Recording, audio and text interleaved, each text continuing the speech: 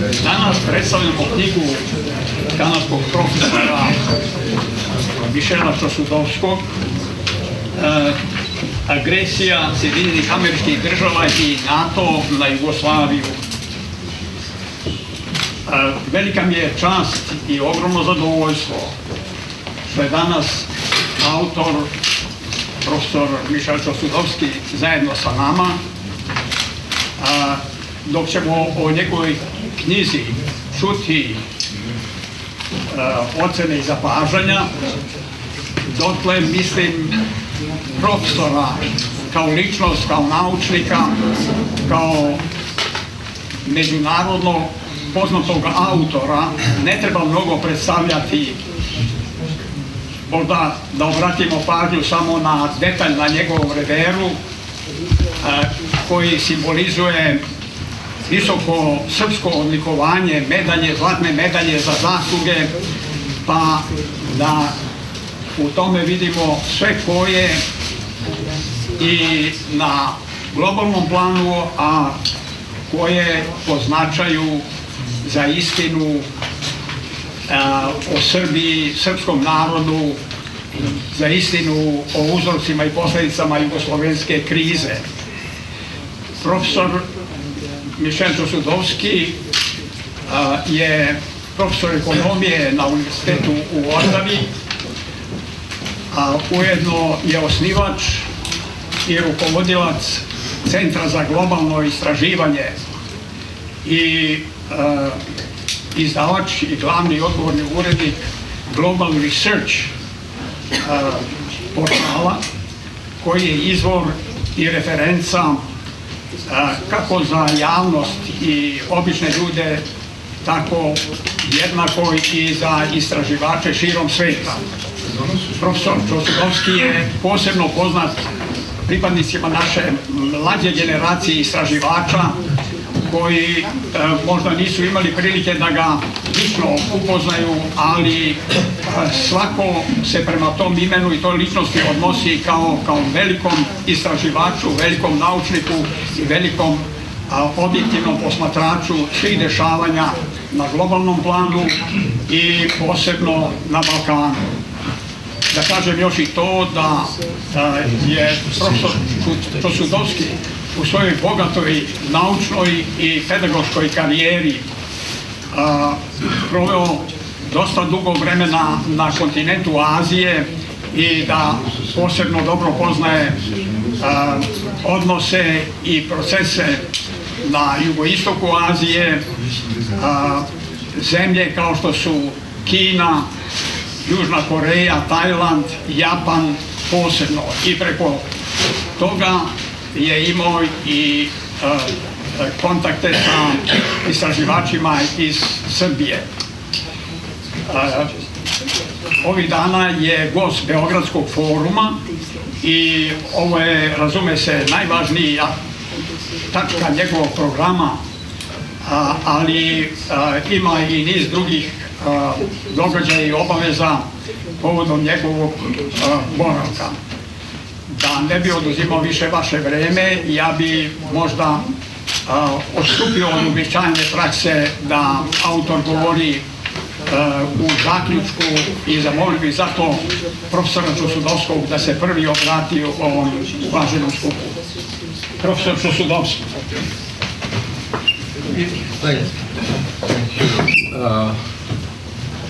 Well, I can stand as well. It makes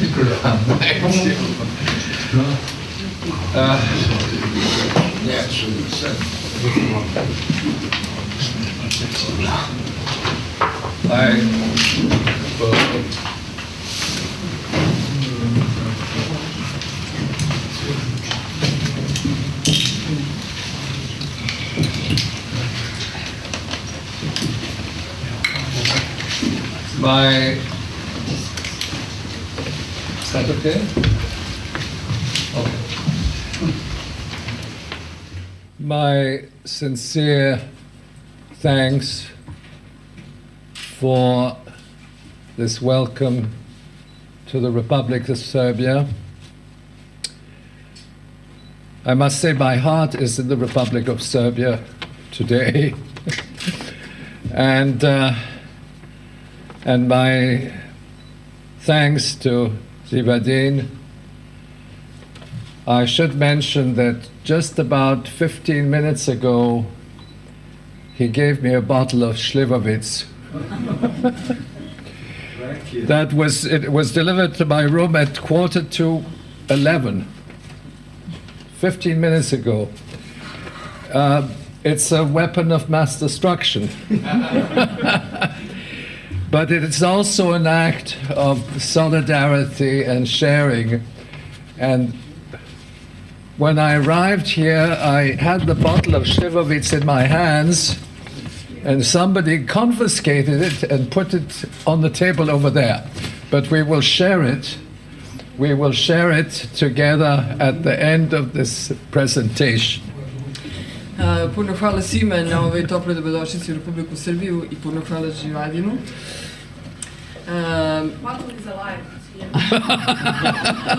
Pre 15 minuta, otprilike u 10:15 je došao u moju sobu i doneo mi bocu šljivovice. I moram da kažem, to je oružje masovnog uništavanja.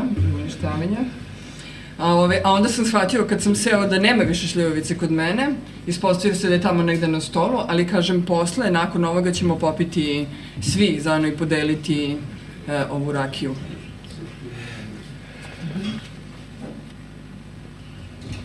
Well, that bottle is a symbol of division, but also solidarity in the Serbian context.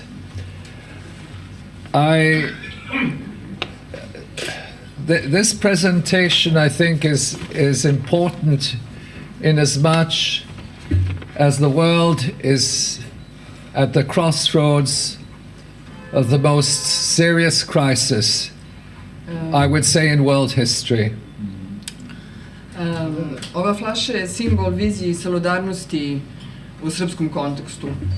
A ova promocija kao takva je važna zato što u smislu da se dešava u trenutku kada je svet na raskrsnici koja će imati vrlo ozbiljne posljedice.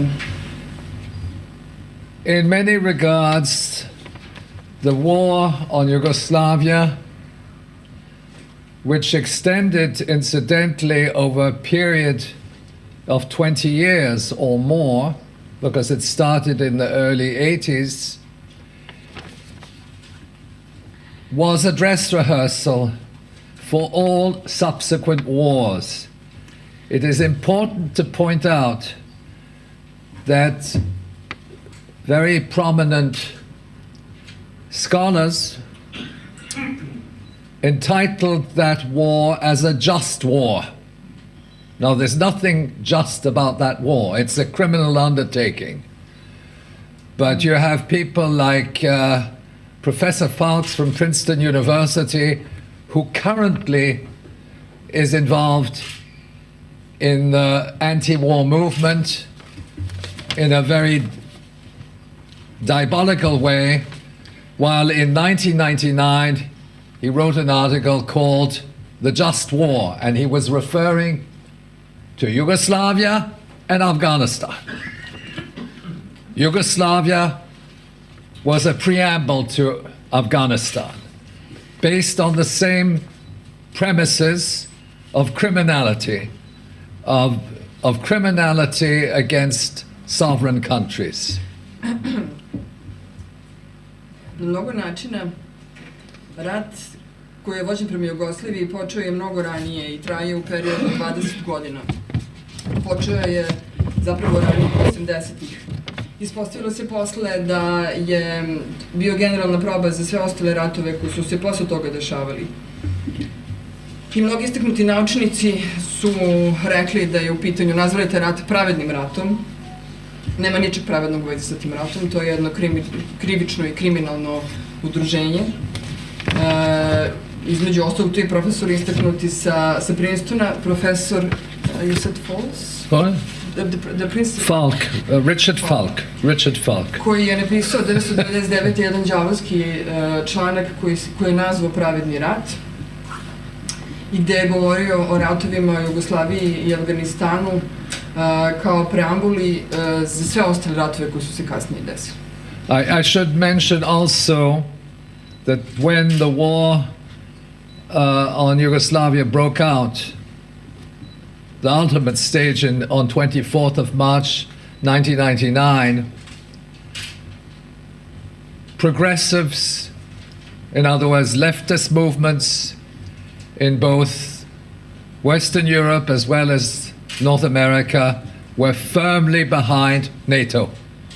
Were firmly behind NATO. Također bih da kažem i da pomenem ovde da kada je rat počeo 99. vrlo rano, već u martu 99. su se levičari, te progresivne snage na zapadu i Americi odmah svrstali iza NATO, odmah dali podršku NATO. And these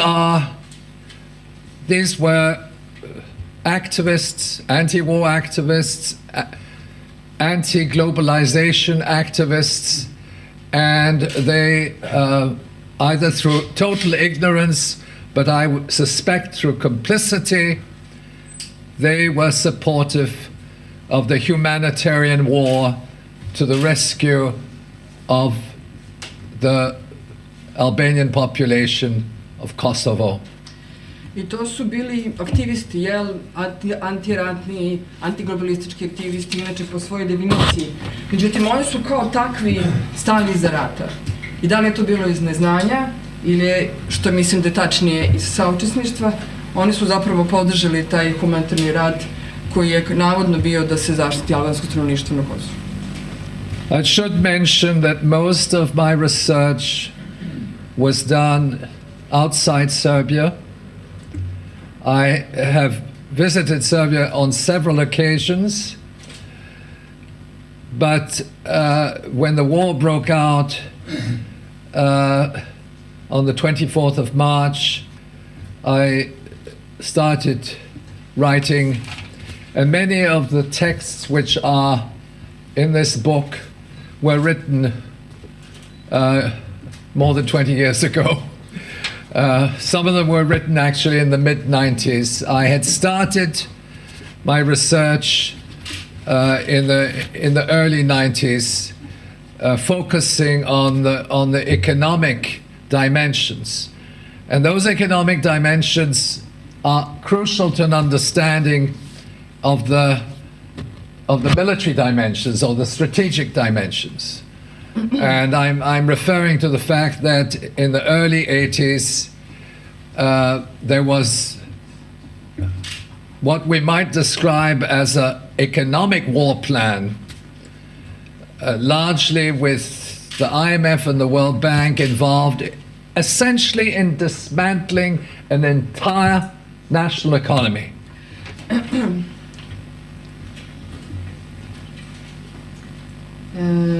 Samo sekund.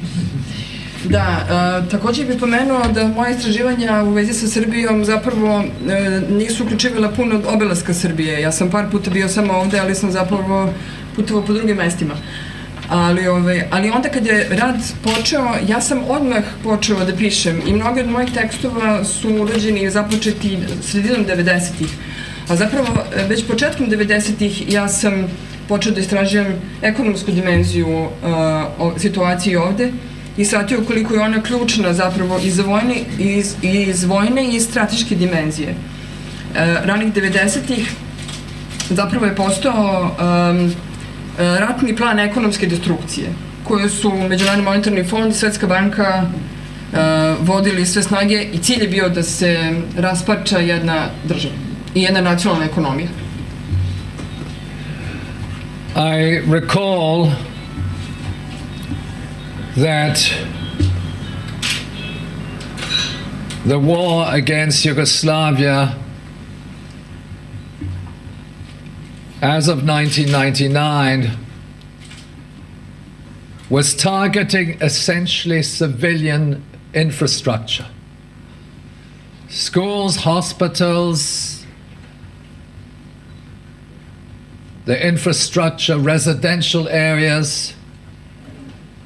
These are amply documented, but there was an element which is beyond criminality. When I was in Belgrade a year later, I visited the Children's Hospital. And the Children's Hospital had been identified as a target, a strategic target, by US NATO. And when we say US NATO, it's really US. NATO is simply an appendage of the Pentagon. Sećam se da je taj rat koji je počeo, da je taj rat koji je vođen protiv Jugoslavije, konkretno onaj deo koji je počeo 1999.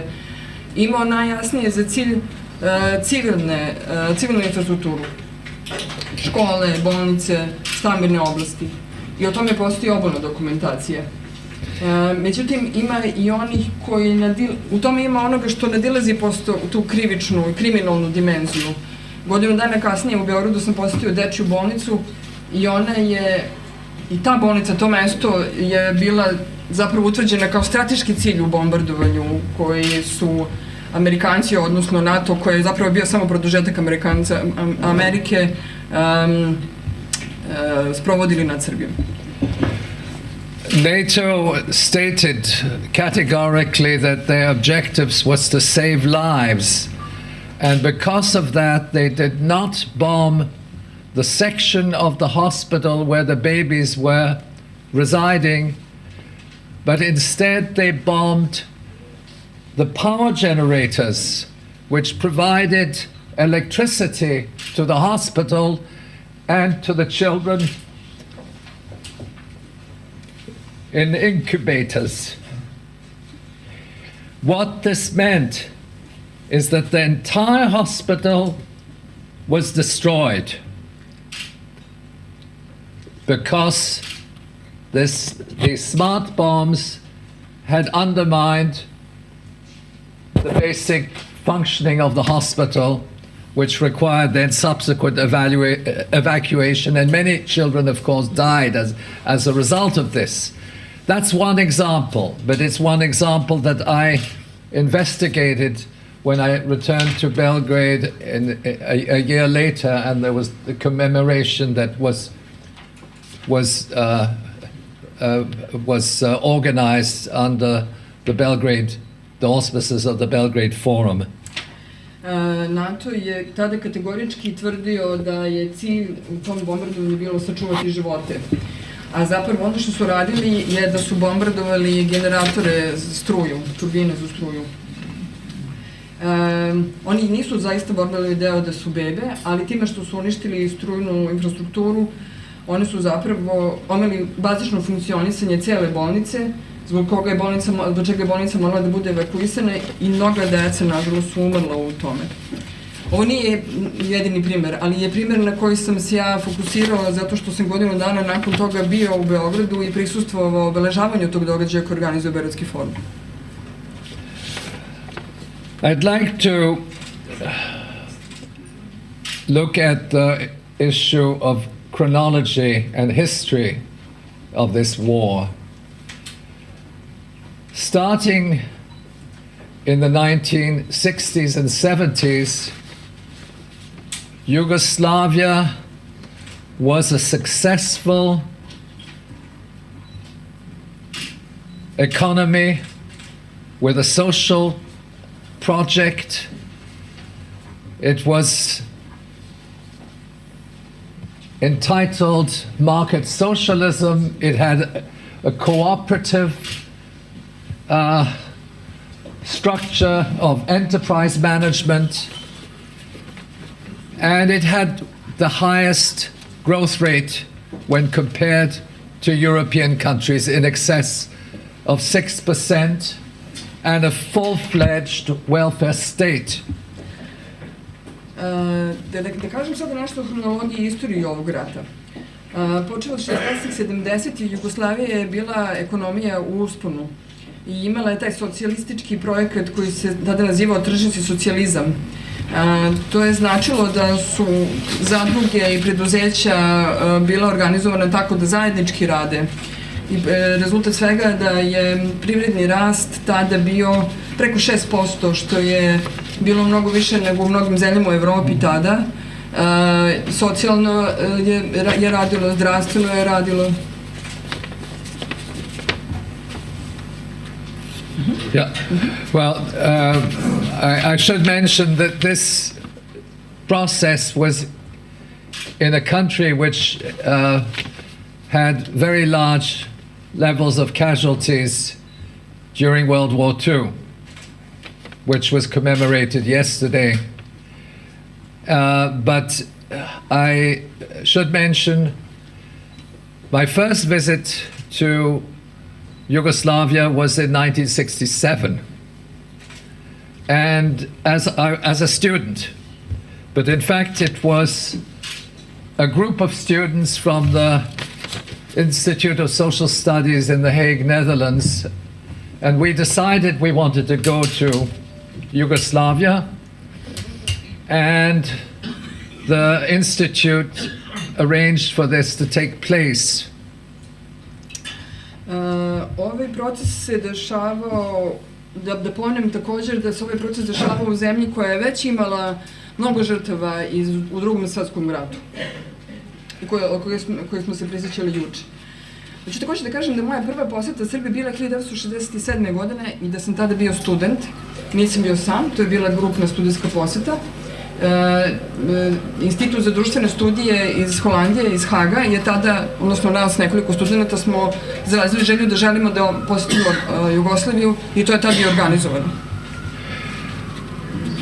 And without wishing to personalize this, during this visit, I had a minor health problem and I went to a clinic. And I received treatment from a medical doctor, and then I said, "How much do I owe you?" And he said to me, "Nothing." He said, "In the Republic of Serbia, we also welcome our foreign visitors and provide them with full coverage.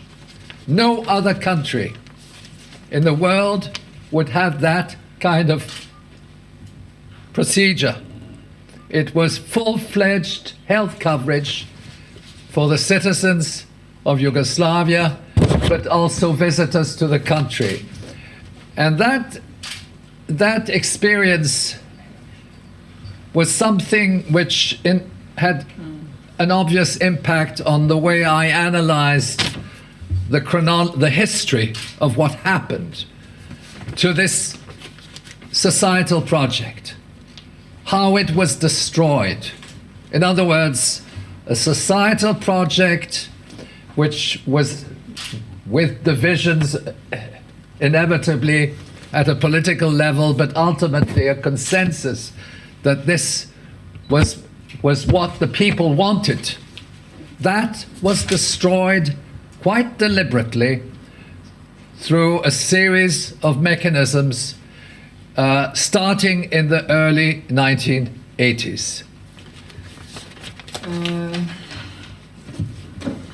Ne bih sad da mnogo privatizujem ovu priču, ali ja sam tada tom prilikom imao manji zdravstveni problem i otišao sam u bolnicu i dobio sam tretman od lekara. I onda sam pitao koliko košta i čovjek mi je rekao ne košta ništa. Mi u Republici Srbiji dajemo puno zdravstveno osiguranje i našim građanima, ali i našim stranim gostima. Hoću da kažem da nijedna druga zemlja na svetu nema ovako nešto za sebe, za svoje građane, ali tako nije imala nešto tako za sebe, ali i za tuđe građane. I to iskustvo također koje sam tada imao sigurno obeležilo jako način na koji sam posle toga promišljao šta se dešava u Jugoslaviji i na koji način je taj izvanredan socijološki projekat uništen, koji su politički aspekti, ali koji su drugi aspekti. Sigurno je da je tu postojao konsenzus među ljudima koji su živjeli na tom području, koji su želeli taj projekat. A ono što je također jasno je da je projekat uništavanja, namernog uništavanja zemlje počeo već ranije 1980. godina. In 1984, the Reagan administration published what was called National Security Decision Directive. It's a important policy document, and it was entitled Secret and Sensitive, and it was intended to undermine market socialism and integrate Yugoslavia into a so-called free market economy. Now, that was a 3-page document. I think that many people in this room have read this document. There's nothing secret about it, and there's nothing sensitive about it.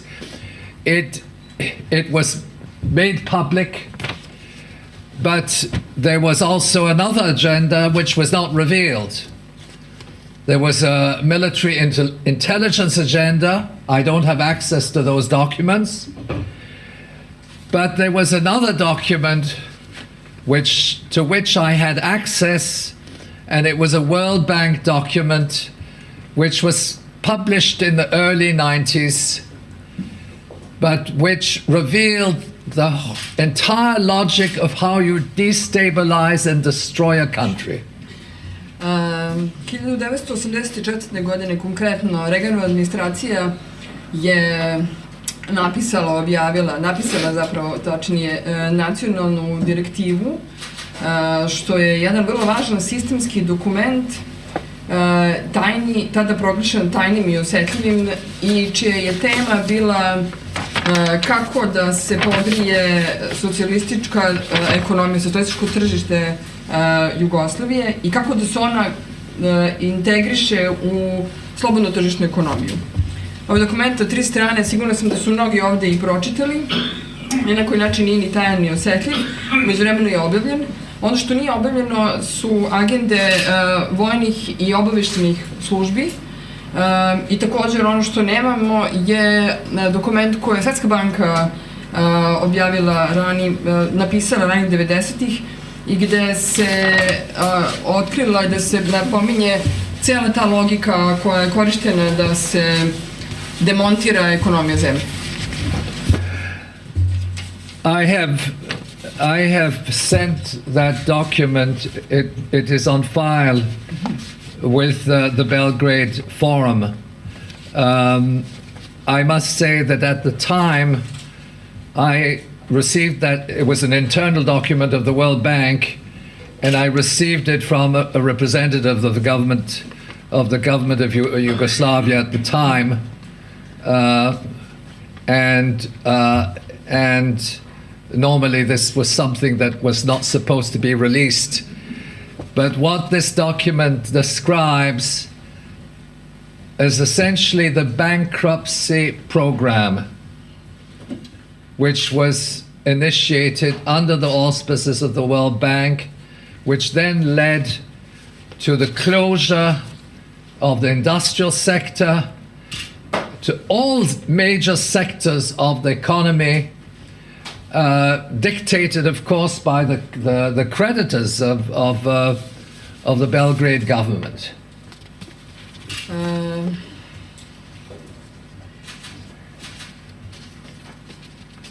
Taj dokument sam zapravo, došla sam u posjetu tog dokumenta kasnije i poslala sam ga Beogradskom forumu, oni ga imaju u svojoj arhivi.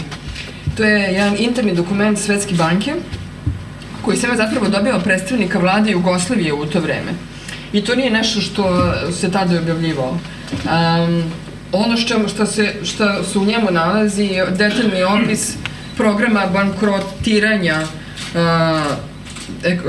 čitave industrije i čitave ekonomije, koji je iniciran, započet pod okriljem Svetske banke i koji je zahvatio čitave industrijske sektore i sve ostale sektore koji su bili važni za urušavanje jedne države, a bio je sproveden sa blagoslovom poverilaca tadašnje vlade, tadašnje jugoslovenske srpske vlade. What this document implied was the restructuring by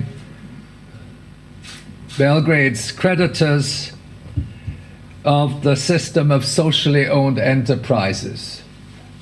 In other words, that was the condition, and then there was conditions with regard to privatization. They sent in an army of advisors and Western lawyers and consultants to implement this crucial operation.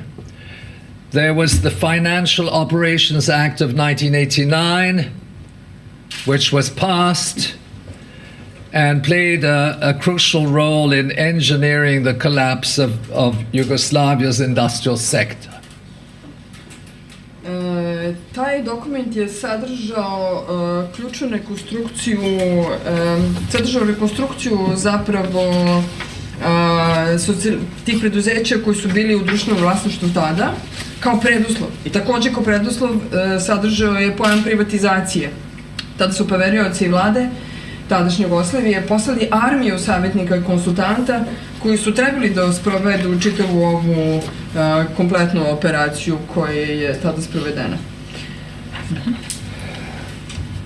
The terminology is diabolical in many regards. The bankruptcy process involved what they called exit mechanism. Now, exit mechanism is like killing the economy, killing the industry. Exit mechanism, in other words, these enterprises are thrown out of the economic landscape. Terminologija koja je tada korištena je bila đavolska na mnogo načina.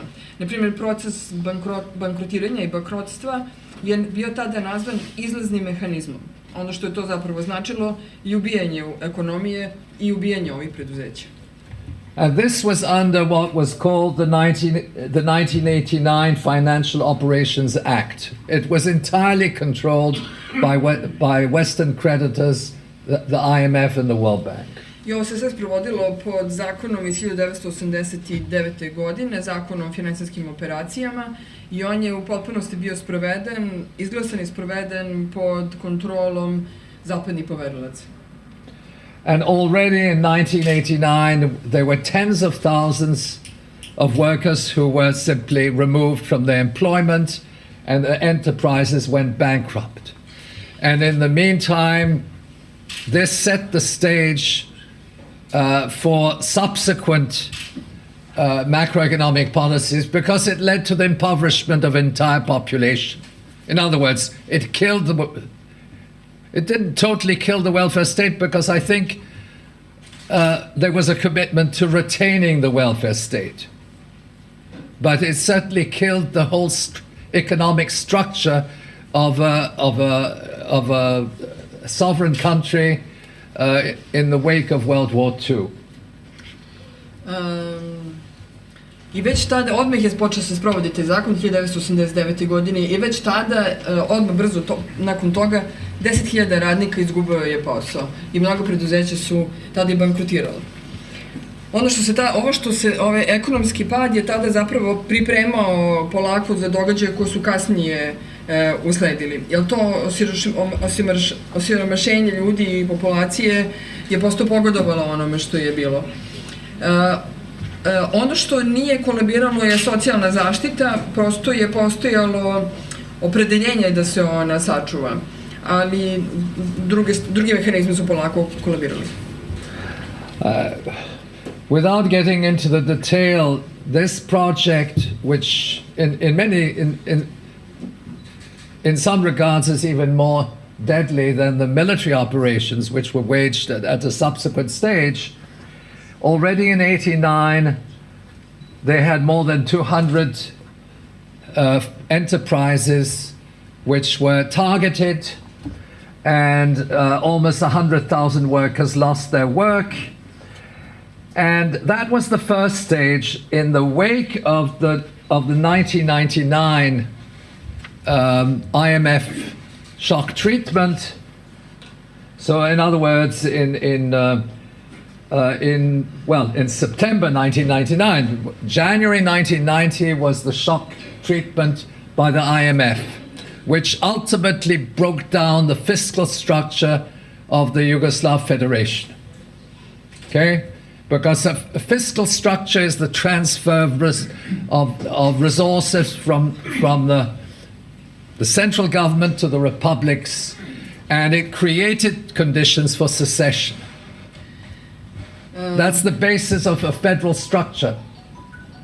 There's a transfer of revenues and expenditures from the central government to the republics, member states. Bez mnogo detaljisanja, dakle, ja mislim da je ovaj program ekonomskog urušavanja zemlje bio zapravo mnogo smrtonosniji od vojne faze koju je sledila kasnije kao druga faza. Vrlo brzo još dodatnih 200 preduzeća su bile ciljena kao predmet ove bankrotiranja i 100.000 radnika je u tom talasu izgubilo posao. Ljudi koji su, zemlja koja je već bila osiromašena prethodnim ratovima i drugim svjetskim ratovima i tako dalje.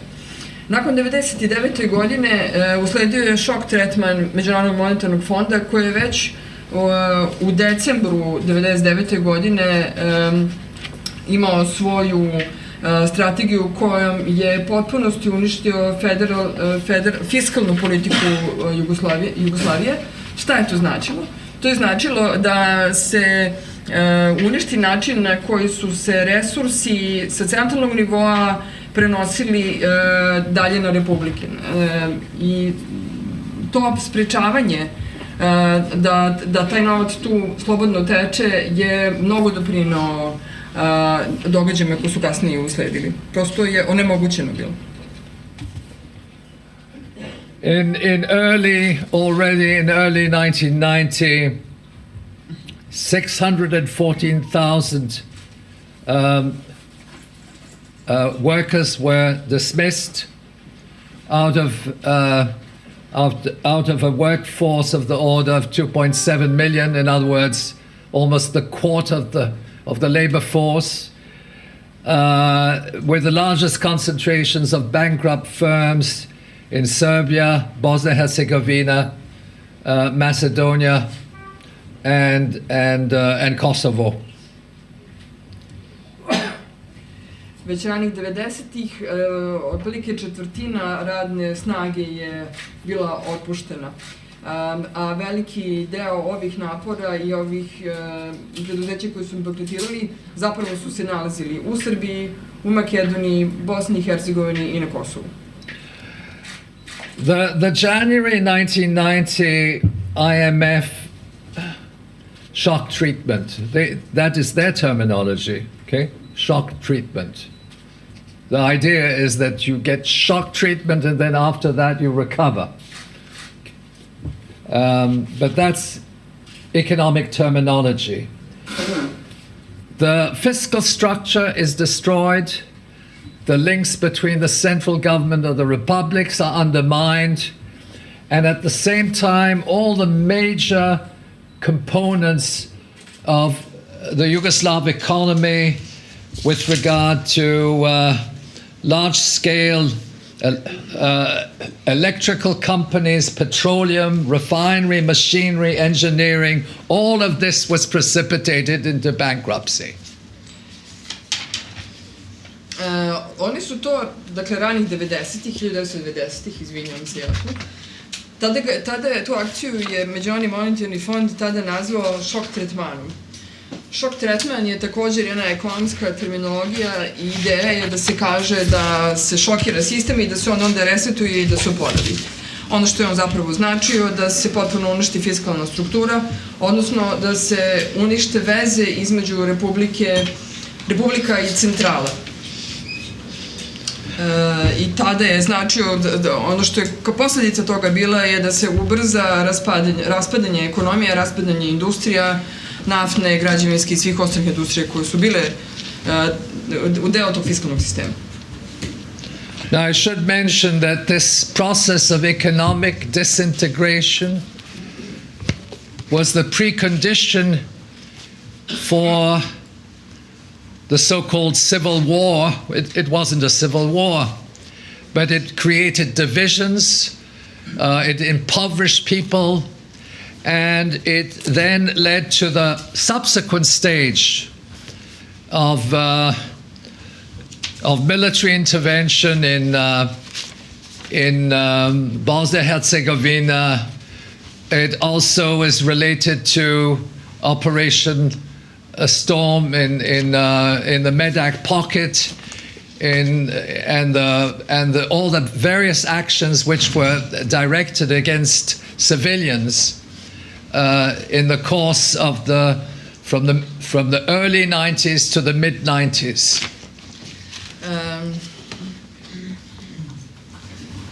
Taj proces ekonomskog raspada je bio zapravo, da kažem, preduslov za ono što je posle usledilo, a to je taj takozvani građanski rat, koji nije bio građanski rat.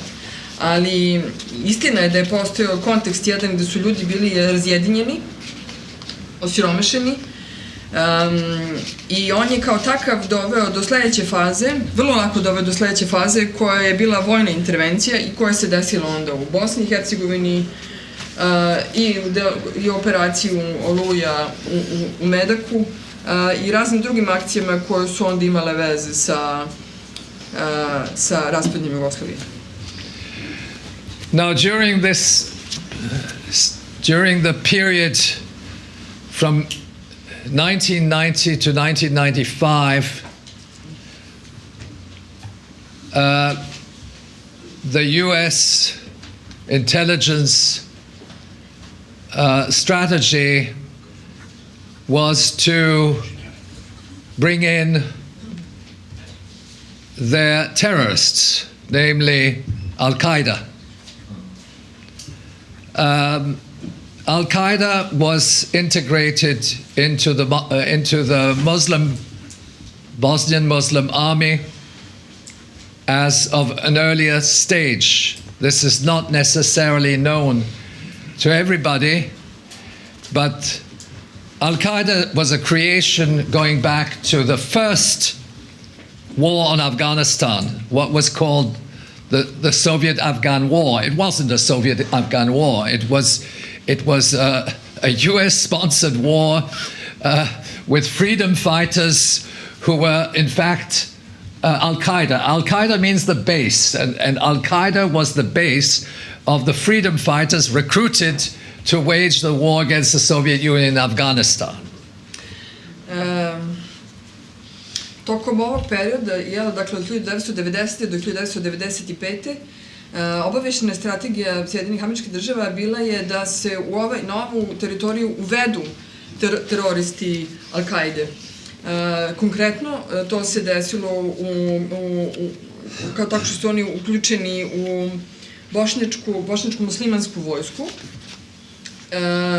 I ona je tada, mnogo ljudi ne znaju da je zapravo sama Al-Qaida bila kreirana i to da je bila kreirana tokom prvog afganistanskog rata, takozvanog sovjetsko-afganistanskog rata, koju je zapravo sponzorisala Amerika, i Al-Qaida, koju u prevodu znači osnova, je zapravo bila osnova za terorističke formacije koje posle toga naknadno nastale. This relationship between the Bosnian Muslim Army and Al-Qaeda is documented in a congressional document. In other words, it's a document of the US Senate, which was drafted by the Republican Party at the time, and they accused the Clinton administration of bringing in Al-Qaeda. It is all confirmed. They brought in Al-Qaeda in Bosnia-Herzegovina, and of course they brought in Al-Qaeda into Kosovo as well at a subsequent and even at an earlier period. Now, I should also mention that the Kosovo Liberation Army, they were also trained in Afghanistan, okay? Courtesy of the United States intelligence. So in other words, the KLA as an entity was linked up with Al-Qaeda terrorists at a much earlier stage, training in Afghanistan, And then ultimately, these Kosovo terrorists were given United Nations status, as you know, is of course that came subsequently. But the history goes back to Bosnia, and the use of terrorists to create conditions which then led to ultimately, as far as Bosnia is concerned, which ultimately led to the Dayton agreements. I will discuss that subsequently.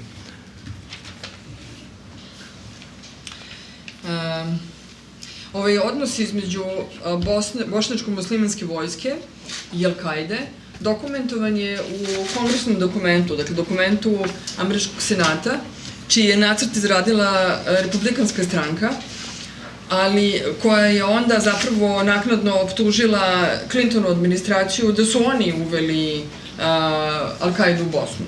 To je tačno, oni jesu, ali ne samo u Bosnu, nego i na Kosovo. Dakle, hoću takođe da kažem da je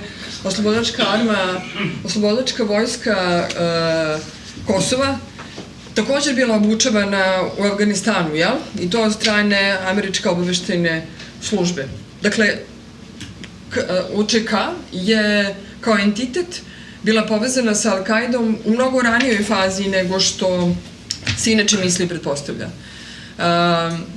I ono što istorija onda u Bosni, on sva pokazuje način na koji su teroristi bili instrumentalizovani i korišteni kao alatka američke politike, odnosno u slučaju Bosne upotreba terorista da se dođe do Dejtonskog sporazuma.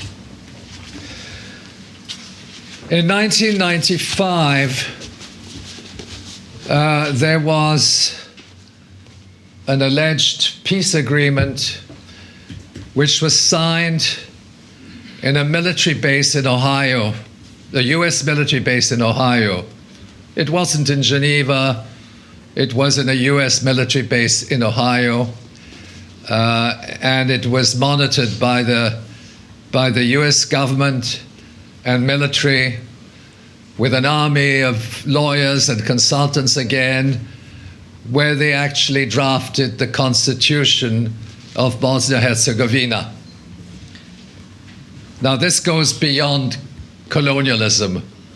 They drafted the constitution of a so-called sovereign state. It wasn't a sovereign state at all.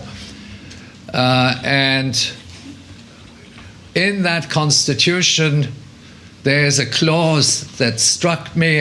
I went into the appendices. It wasn't easy to find this at that time, but the Constitution said that the Central Bank of Bosnia-Herzegovina, which is a key instrument of macroeconomic policy, the president of the Central Bank of Bosnia-Herzegovina will not be a citizen of Bosnia-Herzegovina, nor of a neighboring country. Okay? She will be appointed by the IMF. Okay? That's what you call democracy.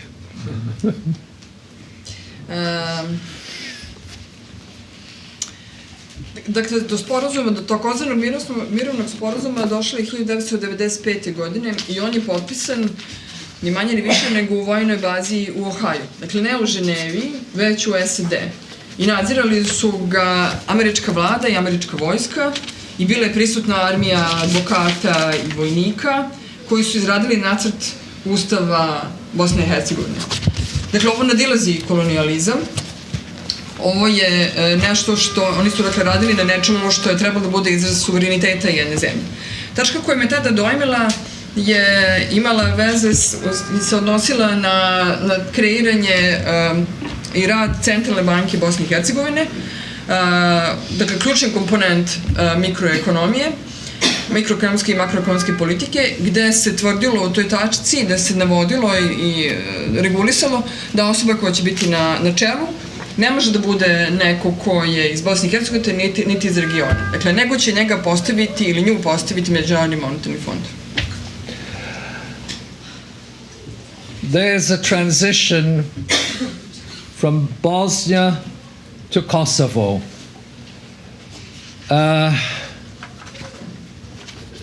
The United States had private mercenary companies because they wanted to avoid being directly involved.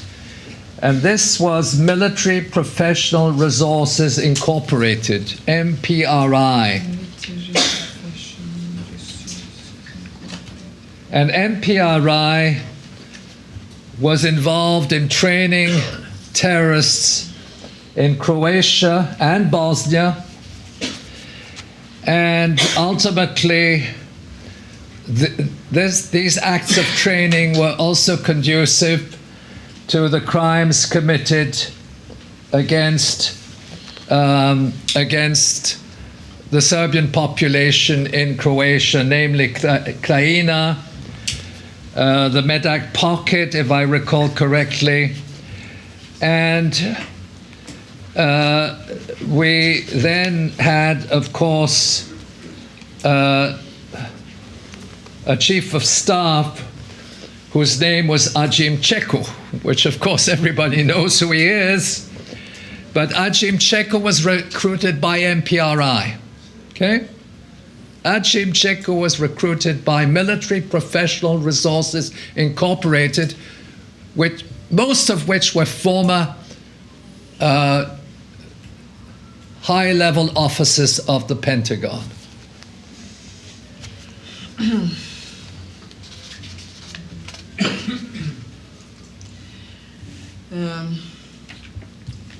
Dakle, taj prelaz sa Bosne na Kosovo i Metohiju, da ne bi bila direktno povezana sa ratom, SAD su zaposlile, unajmile privatnu plaćeničku kompaniju. I ta privatna plaćenička kompanija se zvala MPRI. To su vojno-profesionalni korporacije za vojno-profesionalno regrutovanje ili resurse, recimo. Kao takvi, oni su obučavali ljude i u Bosni i u Hrvatskoj. I ta njihova obuka je kasnije dovela do zločina koji su počinjeni nad Srbima u Krajini, u Medačkom džepu i na drugim mestima. Također, oni su regrutovali Agima Čekova, šefa kabineta generalštaba UČK.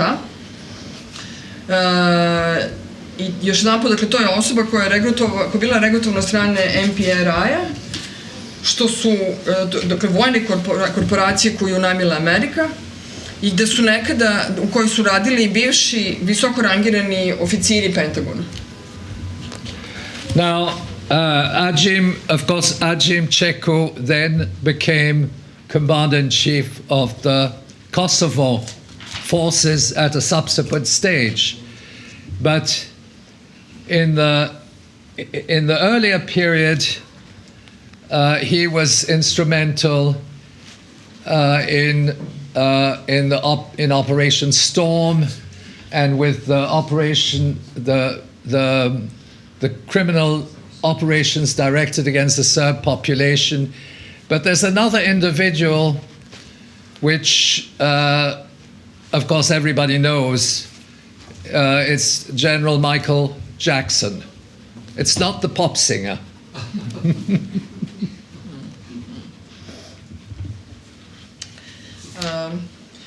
Agim Čeku je onda naravno kasnije postao glavnokomandujući oslobodilačke armije Kosova.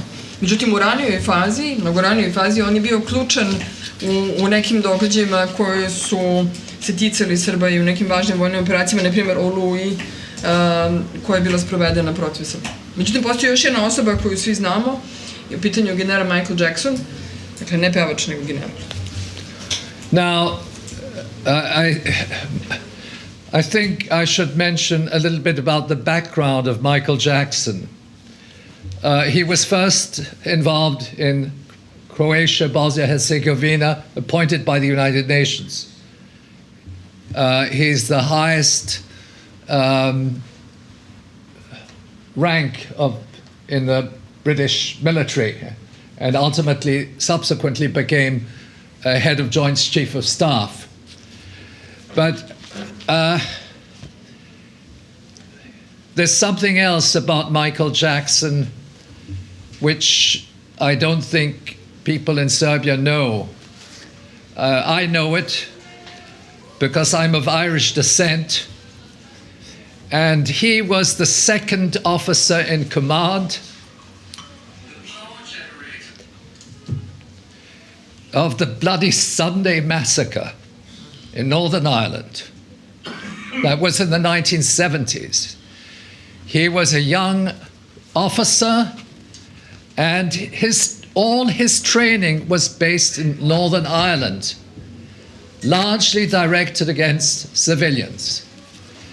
I will make that article available, but it's important to understand how they appoint criminals to high-ranking positions under UN auspices, so that in effect the methods of killing civilians was something that he inherited from his role in Northern Ireland. Derry, I think it was 1977, where civilians were involved in a protest movement, and they were shot, killed on the orders of Michael Jackson. Dakle, nešto da kažemo o Michael Jacksonu, što o njemu se mnogo ne zna, a ja sam irskog porekla pa malo nešto i znam. On je, dakle, bio, kao mlad je radio još u Bosni, zapravo kasnije radio u Bosni i bio imenovan od strane Ujedinjenih nacija. Visoko rangiran britanski oficir, jedan od onako najviše rangiranih, kasnije bio šef njihovog vojnog štaba. Ali ima nešto što mnogo ljudi ne zna, a to je da je on kao mlad čovjek, mladi oficir, 1997. godine, bio drugi komandujući u masakru koji je, to je Krvava nedelja, masakr koji je bio počinjen nad irskim stanovništvom koji su protestovali tražeći svoja prava tada. I dakle, ovaj mladi oficir koji je sticao svoje znanje i iskustva u severnoj Irskoj je kasnije upotrebljen na drugim mestima. Ali ono što hoću da kažem je da postojala je praksa gde se imenuju na ove visoke položaje pod okriljem Ujedinjenih nacija ljudi koji čine značajne i velike zločine, prosto krivične radnje. I da, nesagledive civilne posljedice koje protiv civila, da, to je to, izvinite.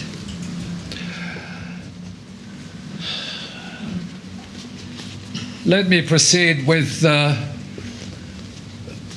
there's a lot of detail in history, but let me proceed with the subsequent stage, which is the 1999 illegal invasion and bombing of Yugoslavia, and the role of the alleged Kosovo freedom fighters, namely the KLA.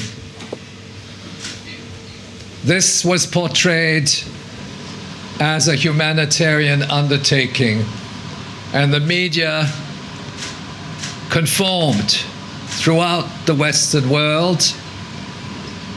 And as I mentioned earlier, the Kosovo Liberation Army was viewed as a legitimate entity protecting the human rights of the Albanian minority. This, of course, is total rubbish, because the Kosovo Liberation Army was linked to organized crime. Hashim Tashi had a file with Interpol. This was well known. And they were of course, subsequently, the Kosovo Liberation Army was then given UN passports, so to speak. Okay, they became the Kosovo Protection Corps, and all of that was, of course, not only illegal but criminal. I actually in late March, I started writing an article which was called, and it's chapter 2 of the book, Kosovo Freedom Fighters Financed by Organized Crime.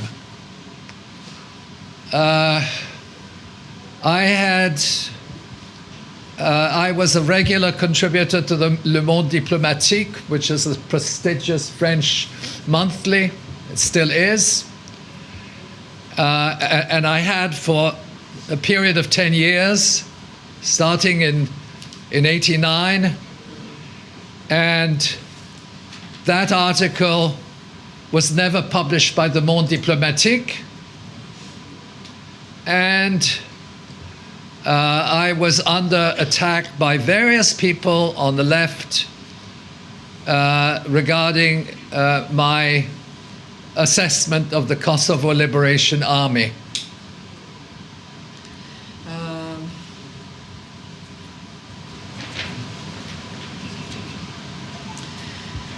Dakle, da skratim, 1999. Ta nelegalna invazija i bombardovanje Jugoslavije i ta uloga koja je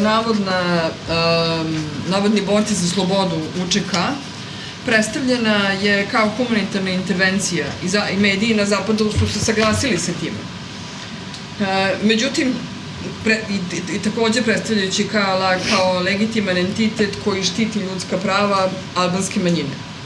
Međutim, ovo je totalna glupost, zato što je UČK zapravo bila finansirana od strane organizovanog kriminala, a Hašim Tači i sam ima dosije pri Interpolu.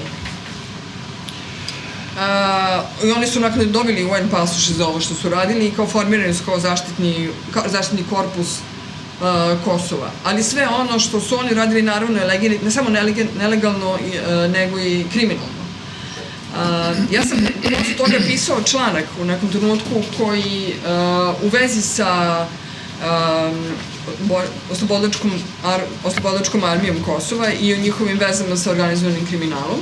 I tada sam sarađivao intenzivno sa Le Monde Diplomatique, to je Svet diplomatije, čuveni francuski publikacija. 10 godina sam sarađivao sa njima. Ovo je jedini članak koji nisu hteli nikada da objave.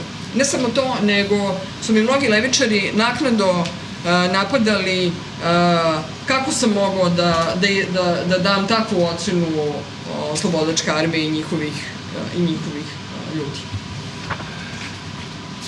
As I mentioned earlier, the Kosovo Liberation Army was protected by the CIA and German intelligence, the Bundesnachrichtendienst, the BND. It was also trained by these intelligence operatives, and as I mentioned, some of the training took place in Afghanistan, and the KLA had links to Al-Qaeda right from the beginning, prior to 99. Dakle, naravno da su UČK, i već sam rekao, da su UČK direktno štitili i finansijski pomagali i obučavali i BND i CIA, a nešto, nemački BND i CIA, a nešto od te obuke koje su oni primili desilo se već u Afganistanu 80-ih godina. I tada je već postojala veza sa Al-Qaidom. Now, the issue is, as far as media coverage, was that it was absolutely prohibited to mention that Hashim Tashi was on file with Interpol. Okay? I knew it, I checked it. That information was known, but it was never released. There was never, in other words, not only is the leader of a terrorist organization has links to organized crime, but at the same time, the leader of that organization is then the ideal candidate for head of state of the self-proclaimed Kosovo Republic. Okay? Now, the irony is that Hashim Tashi became president with a criminal record, and it was only, what, more than almost 20 years later that there was a report coming from the Hague Tribunal saying that he had committed crimes against humanity, etc., etc. And very conveniently, that came 20 years later, when it was known in the late 90s that he was a criminal. But I should say one thing. Criminals are the best appointments because they obey orders. Okay? Criminal appointees, corrupt politicians are not going to question the people who are behind them.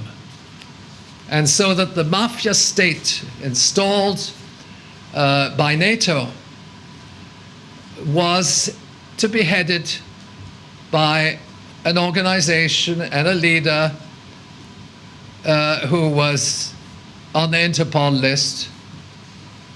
But that doesn't matter because he's not going to make any decisions. The decisions are taken by US NATO, and this is a very convenient appointment.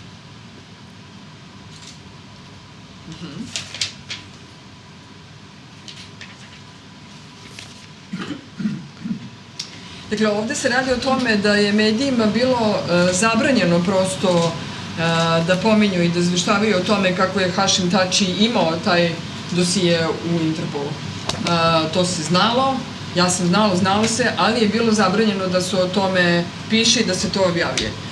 Drugim rečima, ne samo da je vođa terorističke organizacije bio kriminalac, bio terorista, nego je bio i kriminalac sa dosijeom. I kao takav, naravno, on je predstavljao idealnog kandidata za šefa države, takozvane tvorevine, koja se samo opredelila kao republika takozvana Kosovo. A onda, nakon svega toga, 20 godina kasnije, negde iz prašine izvađen je izveštaj o zločinima. Hag je našao izveštaj o zločinima koje on počinio, zločinima protiv čovečnosti. Iako se o tome svemu znalo još ranih 90-ih. Međutim, to je sve sasvim u redu, zato što se ispostavlja da su ovakvi ljudi zapravo najbolje da budu imenovani za nekakva ovakva mesta, jer kao korumpirani i već kompromitovani, oni najbolje sprovode ono što im se kaže da treba da urade. I ne ispituju, ne propituju one koji nam, svoje nalogodavce. Dakle,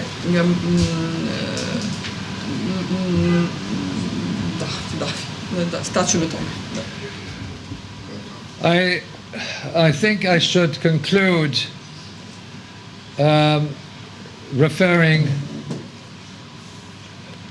to the utmost relevance of US-NATO wars on Yugoslavia in an understanding of what is now happening in Ukraine and beyond. Because since Yugoslavia, there have been a series of US-NATO-sponsored wars, either directly or indirectly, but certainly with regard to Libya, NATO was involved. Libya, Syria, of course, Afghanistan.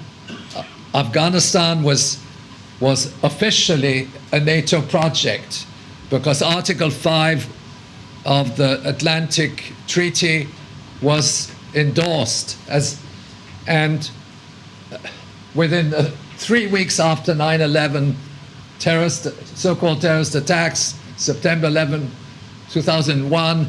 On October 7th, 2001, they waged war on Afghanistan based on fabricated information that somehow Afghanistan had attacked America.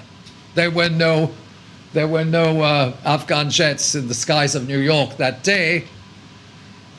And meanwhile, Osama bin Laden was in a Pakistani military hospital within walking distance of the US military mission. They knew where he was. And he was coordinating the 9/11 attacks from his hospital bed with his laptop. Okay? That's another dimension. But I think we have to, starting in Serbia, we have to build a movement against US NATO and also against what is now treason, political treason within the European Union.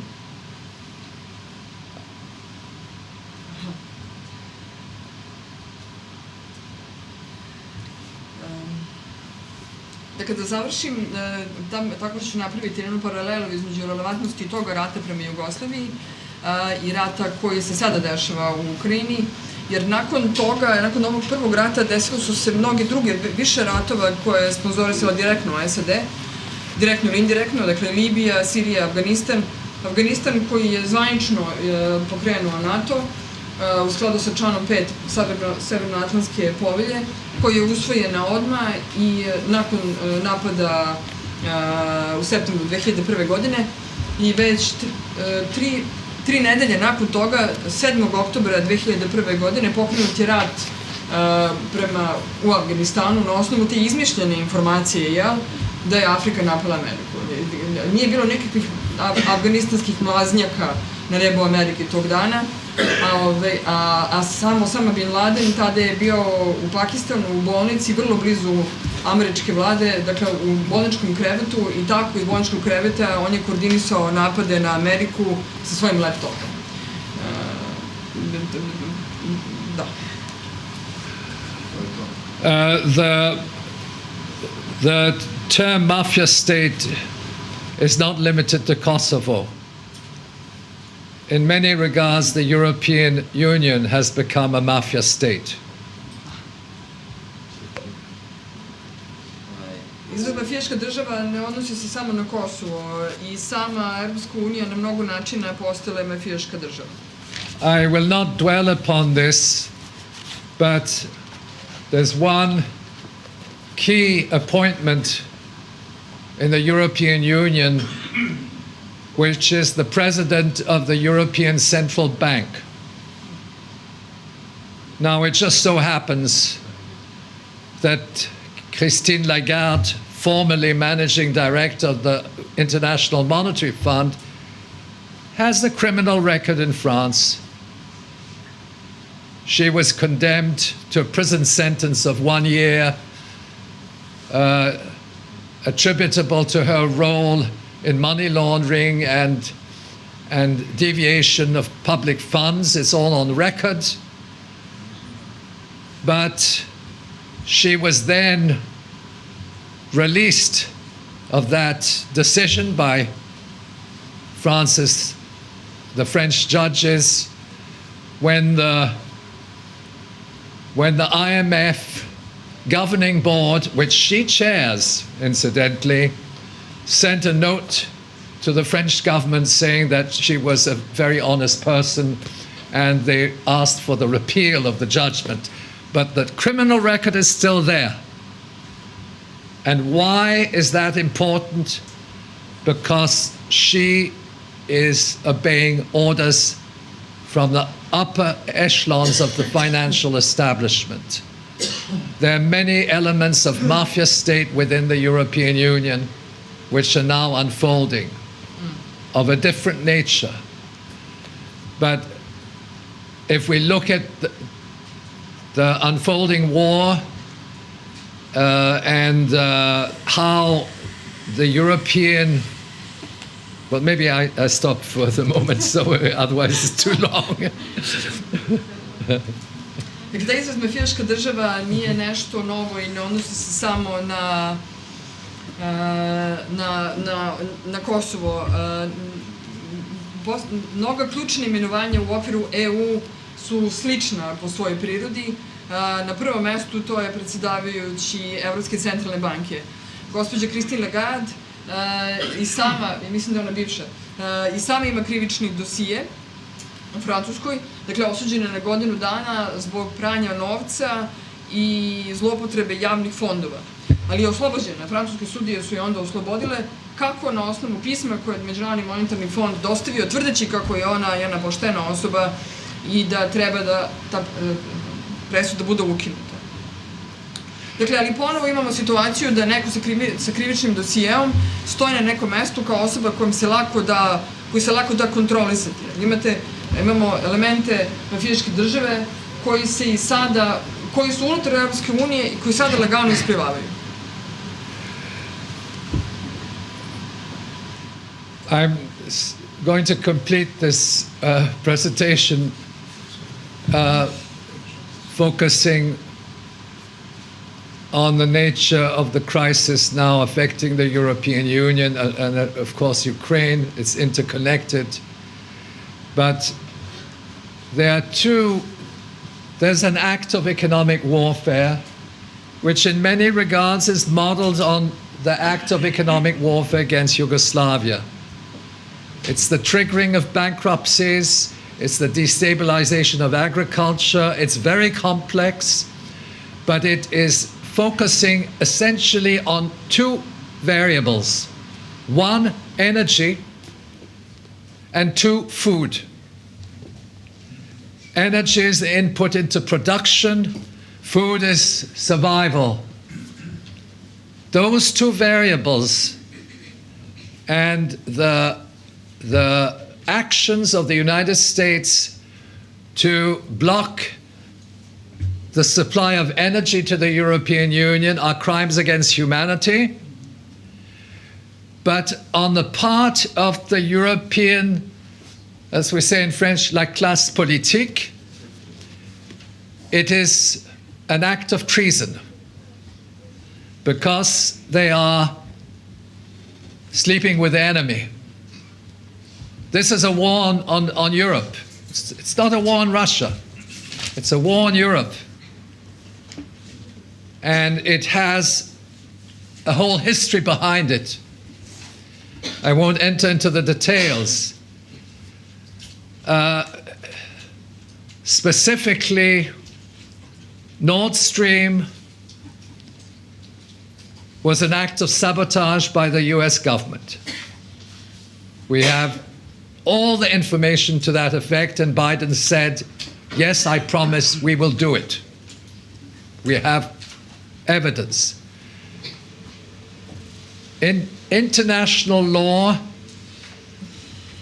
an act of sabotage directed against infrastructure in the territorial waters of sovereign states of the European Union, namely Sweden and Denmark, is an act of war. It's defined as an act of war.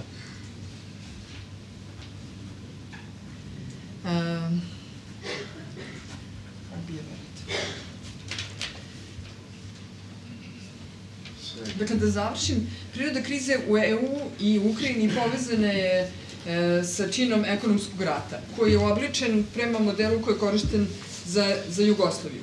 To je, dakle, svodi se na bankrotstva, svodi se na destabilizovanje poljoprivrede, vrlo je složen, ali unutar toga postoje dve varijabile, a jedna je energetika, a druga je hrana.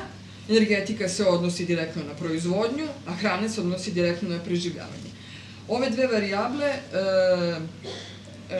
deluju, su nešto što koristi SAD da bi blokiralo, a sad imamo SAD koji na taj način blokira struju u Evropskoj uniji, što je čin zločina prema čovečanstvu. Dakle, način na koji evropske elite su u dosluhu sa ovim je čin izdaje, zato što se tu radi o spavanju sa neprijateljem, i nije nešto, i nije rat, ovaj koji se vodi rat protiv Rusije, već je rat protiv same Evrope i to je nešto što ima istorijat nije od skora. Dakle, Severni tok i sabotaža koja je na njemu počinala američka vlada, a o tome imamo informacije, to što je Biden rekao i obećao da će to sprovesti. Po međunarodnom pravu, sabotaža koja je počinjena u teritorijalnim vodama koje pripadaju suverenoj državi, u ovom slučaju Švedska i Danska, definiše se kao čin objave rata. My thanks to everybody. But this is not a serious statement, but I think it's a good idea for Serbia not to join the European Union at this particular moment. Thank you.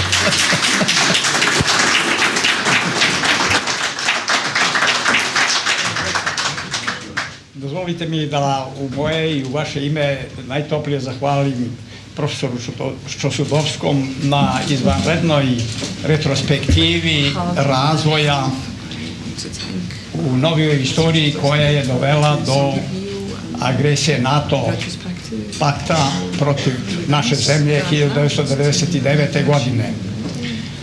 Ono što njegovu analizu čini izuzetnom, to je naglasak na ekonomskoj i financijskoj pozadini svih dešavanja na ovom našem prostoru u poslednje 3 decenije.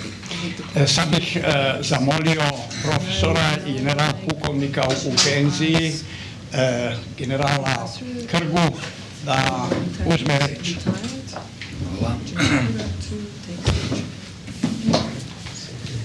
Poštovani profesore Čosudovski, gospodine Jovanoviću, dame i gospodo. Pojava svake nove knjige predstavlja radost za autora, stručnu javnost i širi krug čitalaca, ali je to i doprinos kulturi jedne zemlje. Sada imamo to zadovoljstvo da se pred nama nalazi knjiga pod naslovom koji vidite, pošto je profesor Čosudovski detaljno izneo svoj pristup ovoj problematici, ja bih ukazao samo na nekoliko zapažanja o toj knjizi. Kao prvo, verujem da je javnost u Srbiji sa posebnim odobravanjem prihvatila naslov knjige koji glasi Agresija SAD i NATO na Jugoslaviju.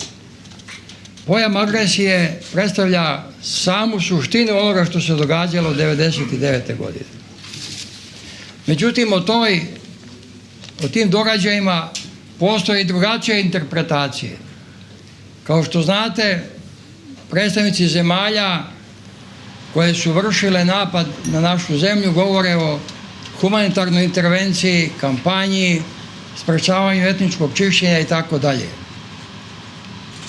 U vreme tog rata bio sam na čelu vojno-obavještajne službe u najužem vrhu komande vojske Jugoslavije. I mogu da vam kažem da apsolutno nikakvih planova etničkog čišćenja nije bilo, pa ni famozne potkovice o kojoj su brojali neki mediji na zapadu.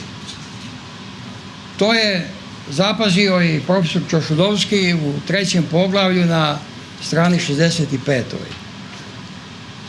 Članovi Beogradskog foruma za svet ravnopravnih, klub generala i admirala i sve veći broj naših pa i stranih autora, kao i pisac ove knjige, nedvosmisleno potvrđuju da se te 1999. godine radilo o agresiji.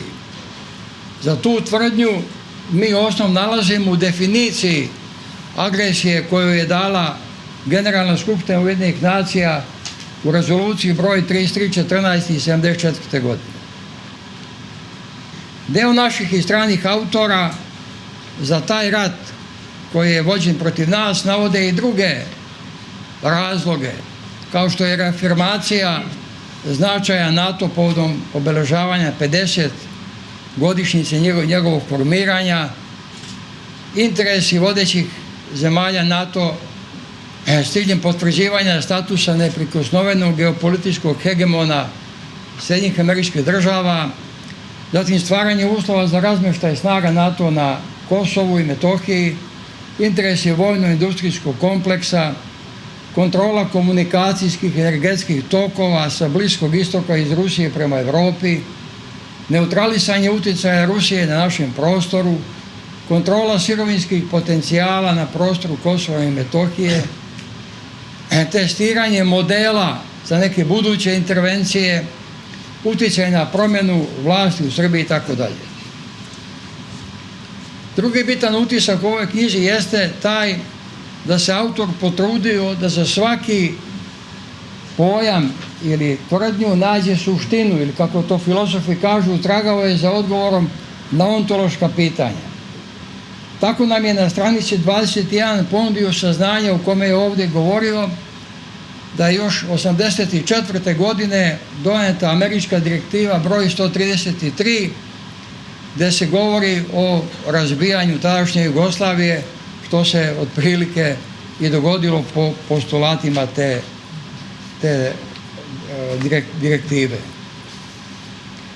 U samoj agresiji NATO na Jugoslaviju autor nedvosmisleno pokazuje da se radilo o većem broju neprincipijelnih i lažnih optužbi na naš račun, u čemu se tražio povod za upotrebu sile. Isto tako, autor se bavio i posljedicama toga rata, pri čemu bih posebno naglasio dve. Prva posljedica je stradanje srpskog, ali i drugih naroda, uključujući i albanski, od takozvanih humanitarnih bombi sa osiromašenim uranijumom, o čemu piše u poglavlju 3, 6 i 7, gdje čak navodi da se radilo o nuklearnom ratu niskog intenziteta. Druga posljedica rata protiv Jugoslavije odnosi se na to što je on također malo pre pomenuo, da je time izvršena generalna proba za ratove u Afganistanu, Iraku, Libiji, Siriji, Jemenu i Venecueli, a mogli bismo dodati da verovatno ne bi bilo ni sadašnjeg tragičnog sukoba u Ukrajini da je svet principijelno reagovao na agresiju NATO protiv Jugoslavije, kao i na nastavak pritisaka protiv Srbije koji su vidljivi i ovih dana. Treće moje zapažanje u ovoj knjizi jeste da je autor obuhvatio širok geografski prostor od Krajine, tamo na prostoru današnje Hrvatske, preko Bosne i Hercegovine do Savezne Republike Jugoslavije i Makedonije, pa do razrade velikog broja tema koje su u direktnoj vezi s agresijom NATO na ovim prostorima. Te teme su ekonomske, političke, geopolitičke, međunarodno-pravne, krivično-pravne, kriminalne, vojno-strategijske, humanitarne, ekološke, medijske, etičke i drugo. Svaka od ovih tema je pisana sa nizom interesantnih podataka gdje se tražila korelacija između delovanja vojske i onoga što se događalo u drugim oblastima. Navedene činjenice ovoj interesantnoj i kvalitetnoj knjizi daju karakter svojevrsnog praktičnog priručnika za sve one koji se bave ovom problematikom, kao što su političari, naučni radnici, predstavnici medija, ali ona je interesantna i za širi krug čitalaca, tim pre jer se autor potrudio da na izgled složene teme obradi na jednostavan i razumljiv način. Na kraju, bit ću slobodan da sugerišem autoru da u svom stvaralačkom radu obradi još jednu temu, a to je kolike su političke, materijalne i finansijske štete pretrpele zemlje koje su učestvovale u agresiji na Jugoslaviju. Čini se da bi ovo bilo bitno saznanje za građane tih zemalja, kako bi vršili pritisak na svoje vlade da odustanu od oružanog nasilja, jer bi time bile pošteđene ne samo zemlje izložene agresivnim napadima, nego i građani država koje vrše agresiju. Hvala na pažnju.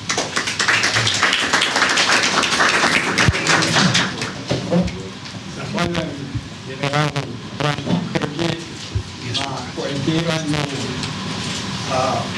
koje jedini od većeg broja kvaliteta knjige i mislim ono što je kod nas manje prisutno, to je upravo general Krga zapazio obrazloženje ocene da je NATO vodio nuklearni rat niskog intenziteta protiv naše zemlje. U knjizi o tome ima više informacija i više obrazloženja, pa preporučujem da to pogledate. Sada bih zamolio drugog vojskovođu iz perioda odbrane zemlje od agresije NATO, generala Luku Kastratovića, predsjednika izvršnog odbora kluba generala i admirala, da uzme reč. Hvala.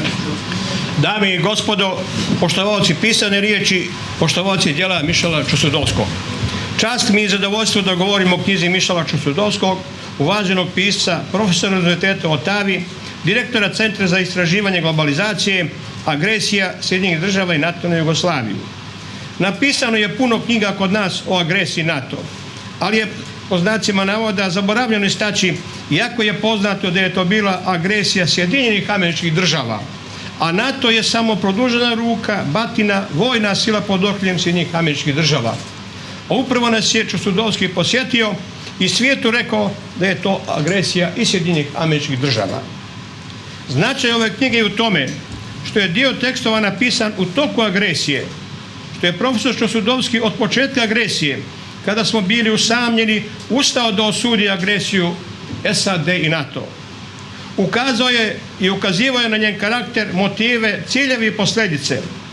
Objasnio je realizaciju povjerljivog američkog plana razbijanja Jugoslavije u 1974. godine pod nazivom Politika Sjedinjenih država prema Jugoslaviji, sa kojega je kasnije skinuto oznaka tajnosti kada su Sjedinjene Američke Države otvoreno vršile političke pritiske i na kraju, poslije odbijanja Jugoslavije da im se povinuje, krenuli u agresiju u rat protiv Savezne Republike Jugoslavije, odnosno Srbije. Današnja promocija je značajna i zbog toga što nas Sjedinjene Američke Države i Europska unija u vrijeme svjetske krize ponovo ucjenjuju, uslovljavaju i otvoreno prijete. Detaljno je objasnio aktivnosti Sjedinjenih Američkih Država na razbijanju nacionalne ekonomije, na podršku etničkim i oružanim pobunama i posebno agresiju i okupaciju Kosova i Metohije. Istaknute su brutalne akcije masovnog bombardovanja gradova i naseljenih mjesta, velika razaranja i velike ljudske žrtve. Upotrebu zabranjenog oružja i municije sa osiromašenim uranijom nazvao je nuklearnim ratom niskog intenziteta. Istakao je angažovanje Sjedinjenih Američkih Država na obučavanju pripadnika terorističke OVK za vođenje kopnenih vojnih operacija.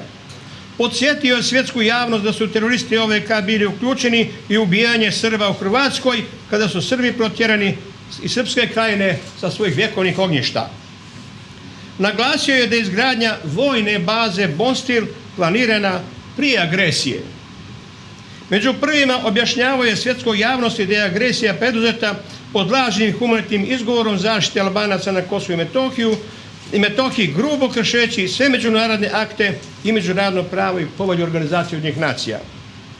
Prateći i pišući tekstove o zločinima SAD i NATO, u toku agresije, 6 godina poslije agresije, u poglavlju ekonomski ratni zločini, detaljno je sa podacima opisao uništavanje i podjelu Jugoslavije, uključujući i režirani bankrot nametnut od Svjetske banke, koji je doveo do propasti proizvodnog sektora Jugoslavije krajem 80. godina, kao i šok tretman koji je aktivirao Međunarodni monetarni fond 1. januara 1990. godine.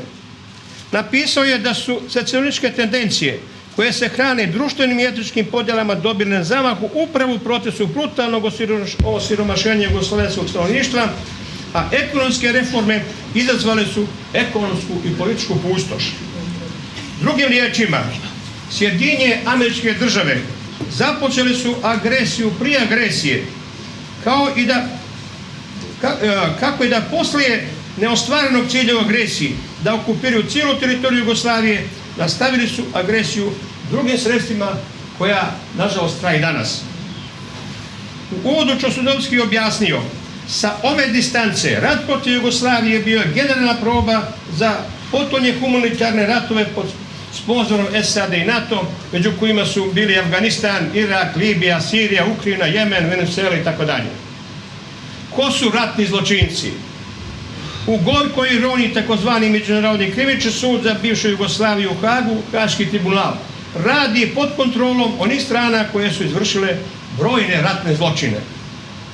Mislim da samo ovih nekoliko detalja iz knjige od 10 poglavlja pružaju jasnu sliku o uzroku, ciljevima i posljedicama agresije SAD i NATO na Jugoslaviju. Gospodine Čosudovski, dozvolite da vam se lično zahvalim što ste učinili i što činite za Srbiju i uopšte za osvjetljavanje napora slobodoljubivog dijela svijeta u borbi za izgradnju slobodnog svijeta i pravednih humanih međunarodnih odnosa. Hvala.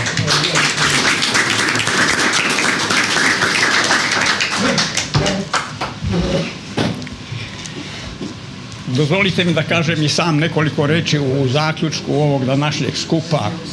Pre svega bih želeo da se u ime svih zahvalim profesoru Čosudovskom na knjizi koja predstavlja jedan veliki dar i obogaćenje literature o agresiji NATO na našu zemlju. Ali to je knjiga koja, demaskirajući prave ciljeve, uzroke i posljedice, pledira za mir, za nezavisnost i za međunarodne odnose zasnovane ne na sili nego na principima i na pravu. Ovu knjigu Beogradski forum je sa velikim zadovoljstvom i čašću objavio u dvojezičnoj formi. U jednoj knjizi autorski tekst profesora Čosudovskog je štampan na srpskom i na engleskom. To je također jedna karakteristika koja se ređe praktikuje i ređe sreće. Urednik knjige je gospođa Branislava Mitrović, a recenzenti su Dragomir Vučićević i profesor Dušan Proroković. Ja bi se njima također srdačno zahvalio na njihovom doprinosu da ovo značajno istorijsko delo ugleda svetlost dana. Zahvalio bi se također Fondu Dijaspora za Maticu koji je podržao objavljivanje ove knjige. Iz knjige, iz izlaganja koje smo ovdje čuli, proizilaze neke ocene koje uvek moramo imati u vidu. Pogotovo što smo žrtve jednostrane prozapadne propagande, pronatovske propagande i nismo uvijek u stanju da razlučimo šta je objektivno, a šta je propaganda. Prvo i najvažnije, Sjedinjene Američke Države i NATO nose odgovornost jer su vratile rat na evropsko tlo posle Drugog svjetskog rata. Drugo, taj rat je ekspanzionistički, to je rat širenja, to je osvajački rat. To je daleko od neke intervencije, zvala se ona humanitarna ili bilo kako drugačije. Ta strategija širenja NATO na istok je osnova na osnovu koje je izvršena agresija NATO.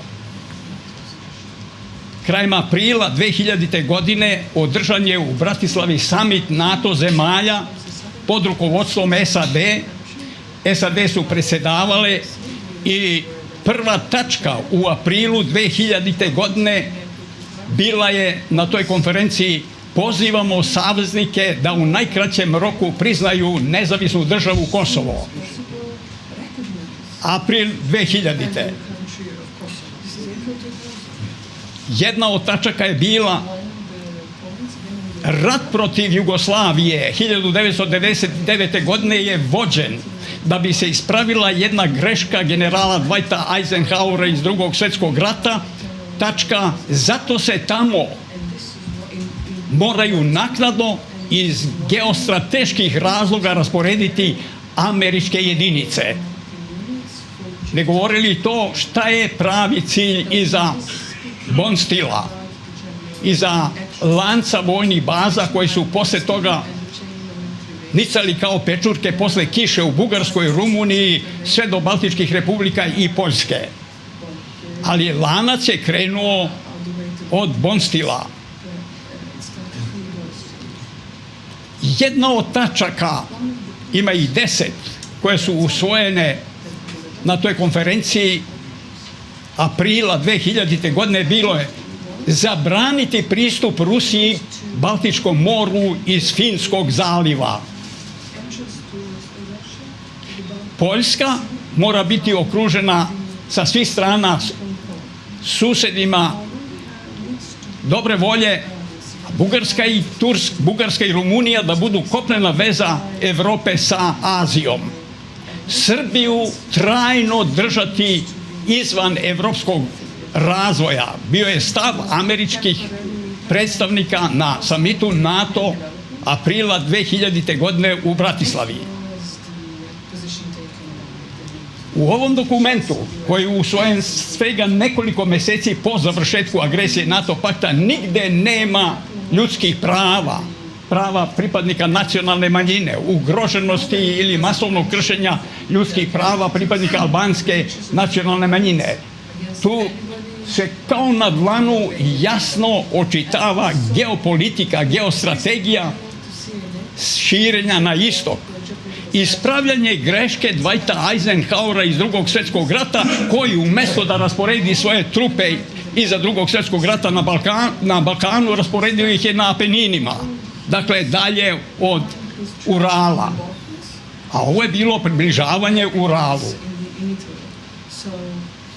U Bratislavi su američki predstavnici također saopštili, ne samo članicama NATO, nego i kandidatima za NATO članstvo, za strategiju širenja NATO na istok mnogo više odgovara američko pravo nego evropsko.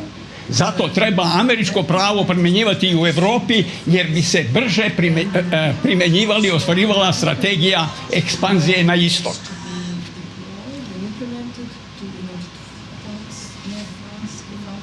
Rat protiv Jugoslavije, treba i danas ponoviti, bio je zasnovan na lažima. Ovde je već bilo reči o Potkovici i tako dalje. Laži su Račak, laž je da na stadionu u Prištini vojska Jugoslavije drži 100.000 zatočenih Albanaca, laž je Potkovica, laž je Rambuje. I onda nije ni čudo što je NATO u toj agresiji za saveznika i za svoju kopnenu vojsku uzeo terorističku OVK.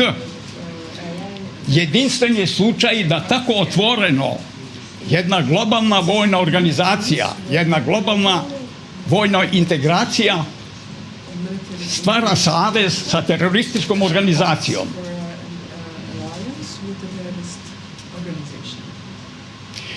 Agresija je bila rušilačka u odnosu na bezbednosnu arhitekturu u Evropi.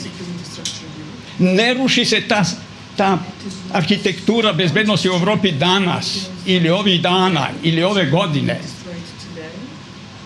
Ona je uzdrmana i dobrim delom srušena 1999. godine i nikada se od toga neće oporaviti. Njoj popravke nema. Neophodna je nova bezbednosna arhitektura u Evropi koja će biti zasnovana na principu jednake bezbednosti za sve zemlje, bez obzira da li su članice NATO-a ili nekog drugog vojnog saveza. Jednaka bezbednost znači i za vojno neutralnu Srbiju. Rezultat agresije, a i njen je cilj to bio, jeste secesija. Secesija Kosova i Metohije, koju su pripremile, izvršile i prve priznale upravo članice NATO pakta. To su iste zemlje koje u svojstvu članica Evropske unije svojim kapitalom onda kupuju sve što je vredno i u Srbiji i u tom delu Srbije koji je autonomna pokrajina Kosovo i Metohije. Da je agresija presedan, to svedoči i knjiga profesora Čosudovskog, to svedoče izlaganja naša dva uvažena generala. To nije sporno da je agresija korišćena kao presedan, o tome postoje i izjave visokih državnih predstavnika Sjedinjenih Američkih Država. Ali šta je sporno? Sporno je što se secesija kao rezultat agresije ne priznaje kao presedan, nego hoće da tvrde da je to sui generis secesija, koja ne može biti inspiracija za druge secesije. I tu je ta kontradikcija koja nikome zdrave pameti nije logična. Znači, i secesija je presedan, a da jeste svedoči hrabrost 5 članica Evropske unije koje do dana današnjeg nisu priznale secesiju jer su svesne da bi to bilo pucanj sebi u nogu. Ovih dana se pojačavaju pritisci na Srbiju. Prvo da uvede sankcije, drugo Rusiji, a drugo da prizna Kosovo i Metohiju, u najmanju ruku da ne smeta učlanjenju Kosova i Metohije u Ujedinjene nacije, što bi bio drugi način priznanja. Vrlo je interesantno da se Srbiji sada javno, otvoreno nudi trgovina. Dajte Kosovo, obećavamo investicije i kapital i obećavamo da nećemo povlačiti naše kompanije i tako dalje.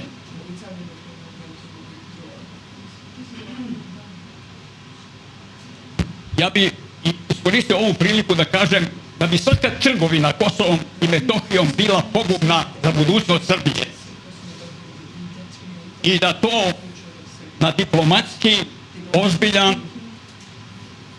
način treba odbiti.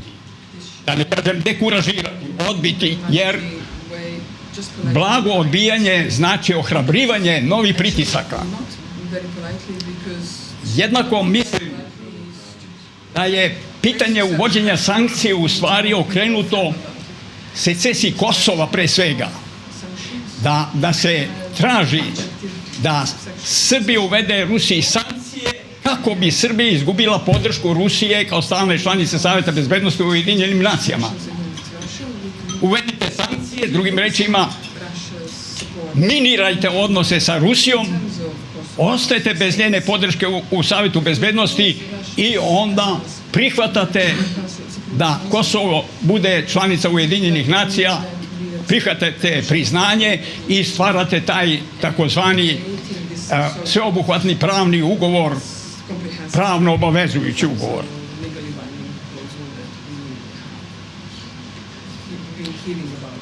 Ultimatume treba u povoju odbiti, ne registrovati, ne samo reći izloženi smo pritiscima i spremaju nam se ultimatumi.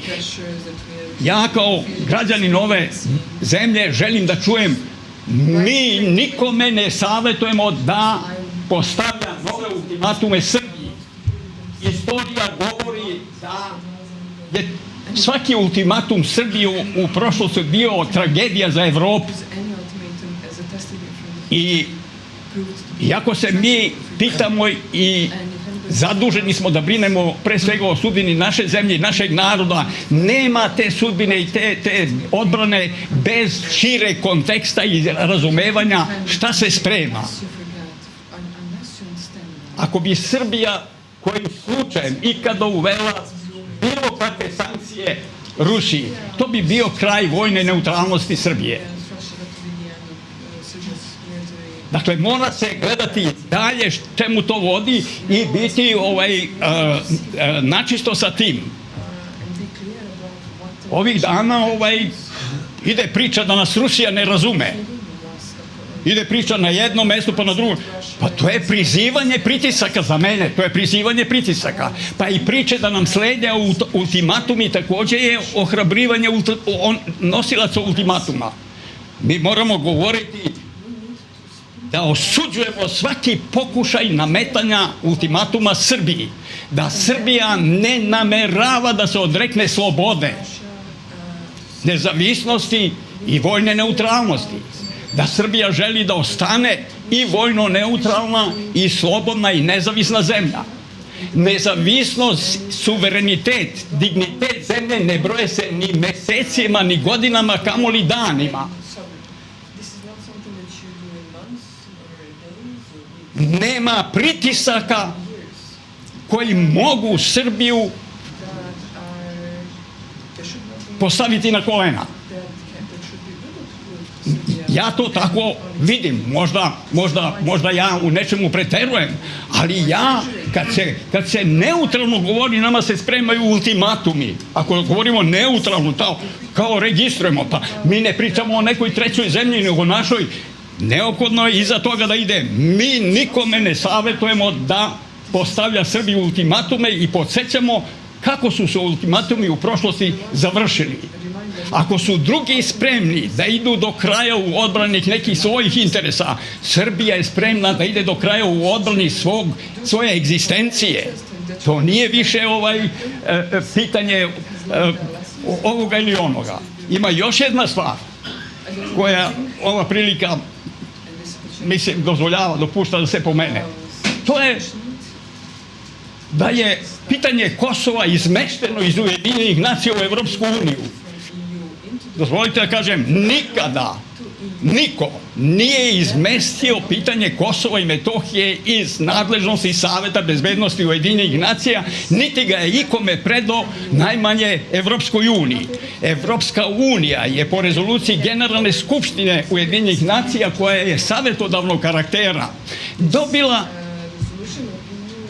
samo mogućnost da olakšava dijalog strana. To piše. I Generalna skupština u stvari je ovakva formulacija. Generalna skupština prima na znanje spremnost Evropske unije da pomaže u dijalogu strana. To je izreka te rezolucije. Spremnost Evropske unije da pomaže dijalog strana. A kod nas se širi se predstava kao da je to oduzeto i da u Evropska unija ima pravo da rešava. Evropska unija nema prava, niko joj nije dao pravo da to rešava. I da je dala Generalna skupština, to nije pravo, to je savet. Jer Generalna skupština Ujedinjenih nacija ne donosi obavezujuće odluke, već savjetodavna dokumenta savjetodavnog karaktera. Osuđujemo ultimatumu, osuđujemo pripreme svakog ultimatuma. Kosovo i Metohija je egzistencija Srbije i sa egzistencijom Srbije se ne trguje. Nema takvih investicija, takvih donacija, takvih kredita i tako dalje koji bi bili upareni sa vrednošću Kosova i Metohije. Dakle, teško bi bilo završiti ovaj naš, da kažem, izvanredan inače susret, a ne vidjeti šta se okolo dešava ili jednostavno šutke preći preko toga. Kakva god bila tema, ja mislim, sankcije Rusiji bile bi pogubne za Srbiju. Bile bi korak ka gubitku Kosova i bili bi korak ka članstvu Srbije u NATO. Hvala vam na pažnji i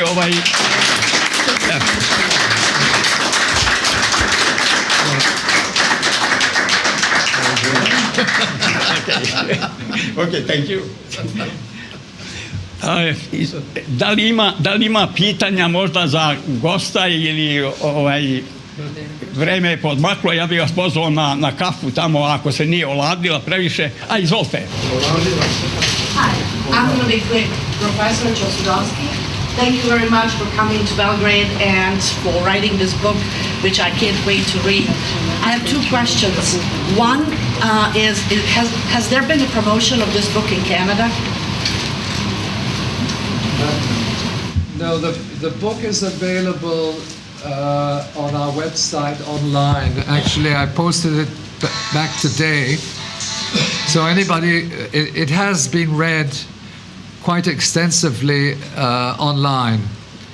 And we will continue promoting it. I think the problem is that print versions are not easy to distribute in this particular context because there's censorship. And we are not, my research center is not continuing with print publications. First of all, we don't have the resources, but we are now moving into what we call e-books. And I've just completed a book on the corona crisis, which I think is also relevant to the debate here. But that's another topic. But yes, it is available. Now, there are Serbian communities in many in North America, in many cities, particularly in Canada and Toronto, but I've lost contact a little bit because we were very active in 1999 and in various venues, and then Ramsey Clark was involved, and there was a coherent peace movement. I think the problem now is that we don't have a coherent peace movement. Thank you. And the second question, if you don't mind, at the end of your presentation, you touched upon a few topics relating to the war in Ukraine and European Union, and I was just wondering if you're planning to write a book on those topics, which would be very interesting to me. I have written extensively on Ukraine in the form of articles, and of course we've also got very numerous contributors and authors which have written on that. At this stage, all that information is available on Ukraine, the daily coverage. I have written a book the books that I've written recently or less recently. There's a book on nuclear war, okay? That came out in 2011. And then another book which is called The Globalization of War, which came out in 2015. And then my latest book is on the corona crisis, which essentially is almost 2 years of research. It's very detailed. Let me just mention one dimension as far as, and that's very important even in the context of our discussion. The economic crisis did not start in February of this year. It started in January of 2020. And what economists do not understand, but that's also a characteristic of our discipline, is that when you implement a lockdown requiring the confinement of the labor force and you freeze the workplace, you close down the workplace and you confine the labor force in 193 countries simultaneously, it's 201 economics. It's the largest economic and social crash in world history, which was instrumented on March 11, 2020. That I've tackled very extensively. So that all the corona crisis is part of our understanding of what's happening in Ukraine and so on and so forth. Again, it's another topic, but that book is available online, and I will make sure that it is also available to the Belgrade Forum so that all of you can get a copy of it. I think, in a sense, you are very fortunate in Serbia not to have lived it in the same way as in other countries. because there was an awareness. And I mean, if I'm coming from Canada, people are still wearing the mask, okay? But the restrictions, the levels of devastation are beyond description. And the logic of this corona crisis is bankruptcy as well. And it's the building up of debt. And it's the fiscal crisis of the state. All of this is explained in the book. There are several chapters on the economic dimensions. Dakle, prvo pitanje je, da prevedem? Samo prevedem, molim vas, samo sekund. Prvo pitanje je bilo u vezi sa promocijom knjige na Ukrajini, ove knjige u Kanadi, da li je bila ovakva promocija ove knjige i u Kanadi, o agresiji NATO prema Jugoslaviji. Odgovor je bio ne, ali da je knjiga sve vreme dostupna online i da se sada zapravo i ne samo ta knjiga, nego drugi resursi da su dostupni online i da se sada ide u Kanadi i na drugim mestima u pravcu elektronskih knjiga, dakle publikovanje koje se digitalno čita.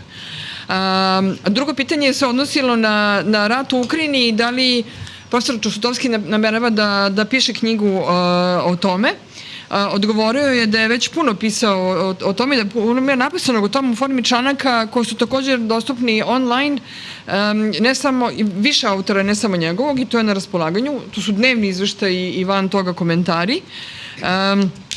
Knjiga koju je pisao umeđu vremenu, nakon ovoga je knjiga, odnosno skorije, je knjiga o nuklearnom ratu, koju je napisao 2011. godine.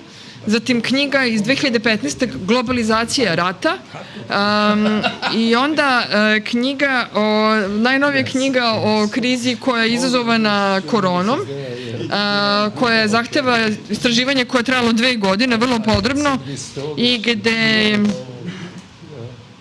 i gde ekonomska dimenzija također ponovo u osnovi svega. Opet je bankrot u osnovi svega.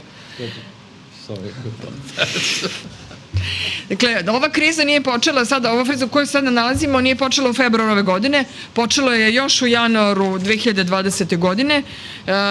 Ona je onako, opet nešto što ekonomisti tipično ne razumeju, a to je kad imate zatvaranje ljudi, zatvaranje radnih mesta, radne snage, ono što nužno sledi je kolaps ekonomije. A kada u 193 zemalja na svetu to isto uradite, onda naravno da imate najveći mogući krah osnove ekonomije u istoriji i to je ono što se desilo 11. marta 2020. godine.